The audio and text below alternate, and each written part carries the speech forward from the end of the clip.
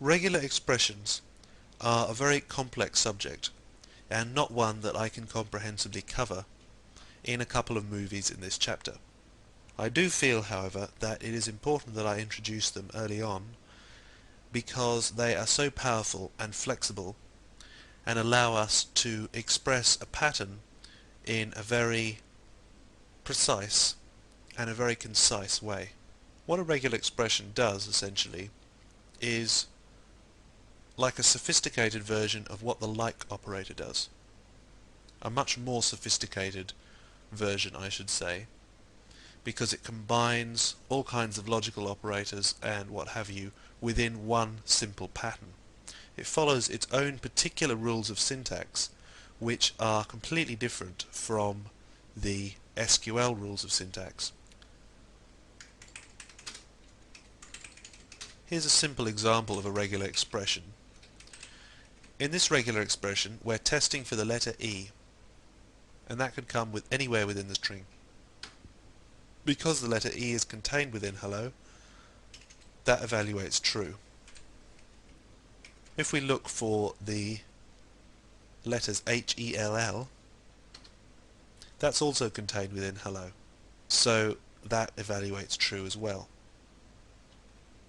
Now, let's look at an example of a way in which regular expressions are more complicated than the simple like operator. This straight up and down vertical line symbol, in this case standing between the letter H and the letter L, is essentially saying look for either the letter H or the letter L within the string.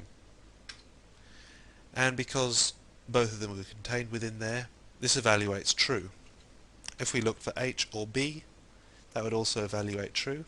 However, if we look for G or B, because neither G or B are contained within the string, this regular expression would evaluate false. So that's one thing that we can do. We can use whole words as well. We can look at hello or goodbye. That would evaluate true.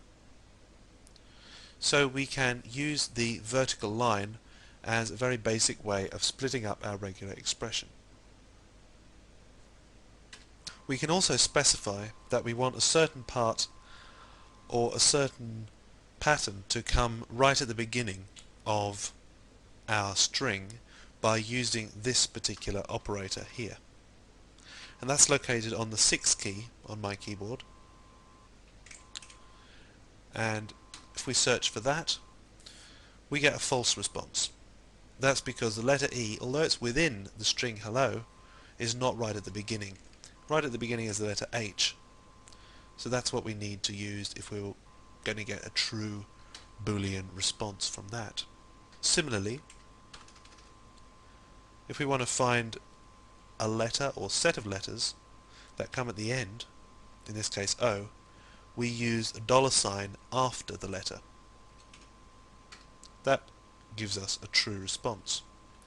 If we put those two together, the H at the beginning and the O at the end, we might expect that to evaluate true as well. However, what is actually being asked here of the irregular expression engine is that it's checking for the pattern HO, which comes both at the beginning and at the end.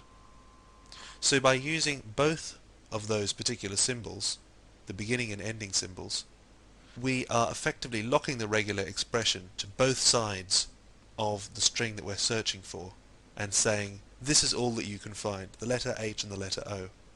And because there are several letters in between there, we get a false response from that particular regular expression match, or should I say regular expression mismatch. In order to correct that, we'd have to put in the missing letters. So that's the most rigid way that we can use a regular expression, and that's effectively not even using it like a like, that's using it like an equality operator. However, we can be a lot more subtle with our regular expressions than that. For instance, instead of using the literal letters that are contained within the string, we can use dots or full stops which each of them stand for one single character. So this matches H followed by 3 characters of any kind followed by O. And that evaluates true. It would also evaluate true if we put any 3 letters in between H and O. However, it would not evaluate true if we then put in a lot of letters between H and O. This evaluates to false. If we wanted that to evaluate true, there is something we can do. We can use a plus. And what the plus does is, it's not a symbol of its own.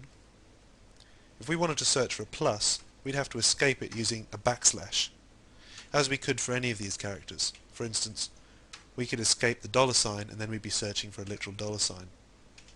However, what the plus does when we haven't escaped it is it tells MySQL that it's looking for more than one of the immediately preceding character, which in this case is a wildcard, is a dot.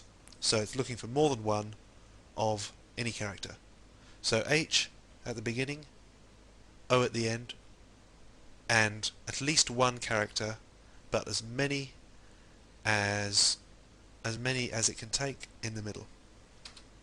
So that returns true. We could also try and match S's. H followed by 1 S, or 3 S's, or 100 S's. That would return false. However, if we replaced all these letters here with S's, then that particular regular expression would be true. So we can see regular expressions allow us to express in a very complicated things in a very short, concise way. Another way that we can be quite precise here is to specify that we don't just want any number of S's. We want, for instance, 3 S's, which will return false because we have a lot more than 3 S's there. Of course, if we do reduce it to 3 S's, it will return true. We can also specify ranges within these curly brackets, and the curly brackets here are what is specifying that we want 3 S's. So there's a number within curly brackets, and that will always refer to the letter or character or symbol, whatever it immediately follows. So in this case it's S. We can specify 3, or we can specify a range such as between 3 and 10. So that will return true, but so will 7 S's. But for instance, a whole load of S's, because that's more than 10, will return false. As we can see, these regular expressions allow us to express very complex things within a very concise framework. In our next movie, we're going to get deeper into the way regular expressions work.